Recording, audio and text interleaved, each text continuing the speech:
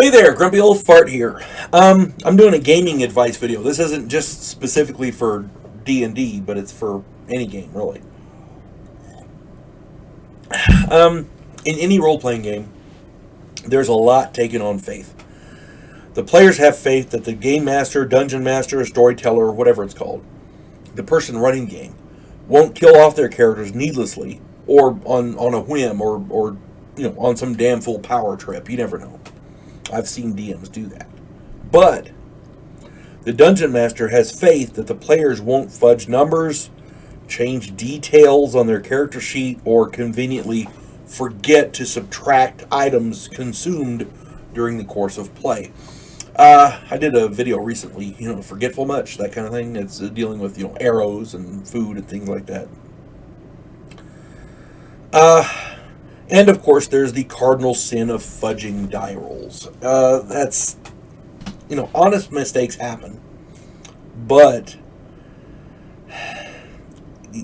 there are players out there who will try to get away with whatever they can.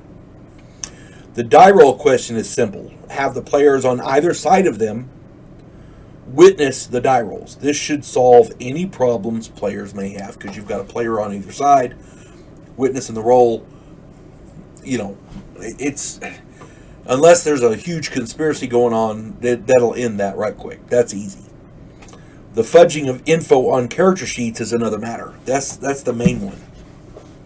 It's very easy for a player to surreptitiously change numbers during play. It's virtually impossible to police every player every minute of every game. For this problem, I recommend a two-pronged attack. I'm going to get to that here in a moment. If you're a player and you can't make do with the character that you have, make another character. If you want this character to succeed, play better. If you have bad die rolls, live with it. It's a game. The only thing cheating does is lessen the enjoyment for the other players. Because it is a team game. You're all on the same side. Okay? Now, we're going to get to this two-pronged attack here.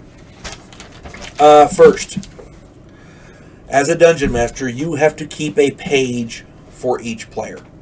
Make notes during gameplay regarding how many arrows they shoot, the how much damage they take, or how much healing they get, from the clerics or whatever. What supplies they use. If they use a healing potion, if they use this, if they use that, how much gold they spend, that kind of thing. Because I've heard players say, "Yeah, I'll give them a gold piece," and you never see them erase it. Change the number. That's easy. Keeping notes on each. So and so did this, and make a quick note, and that way later on you can compare.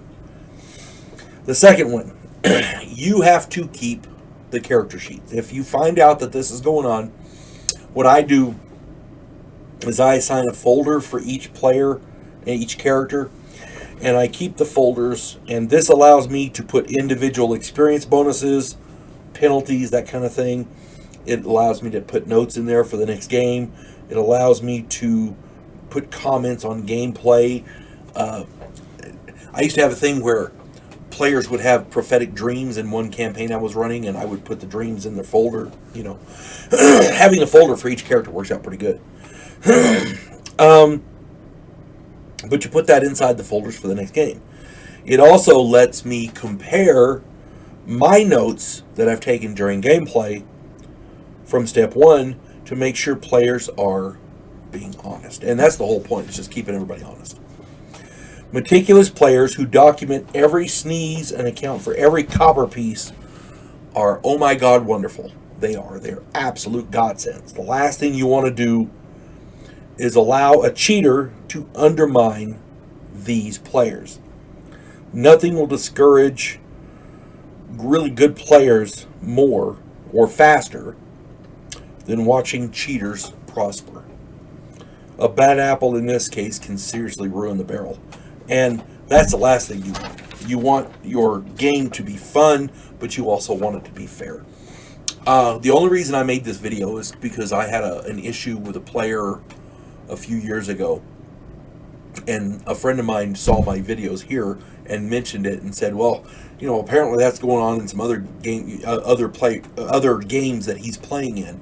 So I figured I'd put this out there because that's how I stopped it in my game. It worked out pretty good. You keep a notepad for each, a page of notes for each character that you're playing, that's playing in your game, and then you keep the character sheets between sessions. That way, when they get home, it's none of this, that kind of thing. But that pretty well ended it. It worked pretty good. So, and again, you're never going to, if somebody's determined to cheat, you're never going to stop it all. But this is a good way to curtail a lot of it. And if somebody's cheating that bad, they probably don't need to be playing in your game. I'm just saying. You folks have a good day. And again, I'm not saying this is how you have to do it. I'm just saying this is what I do and it works for me. Hope everybody has a good day. You folks have a good one. God bless one and all.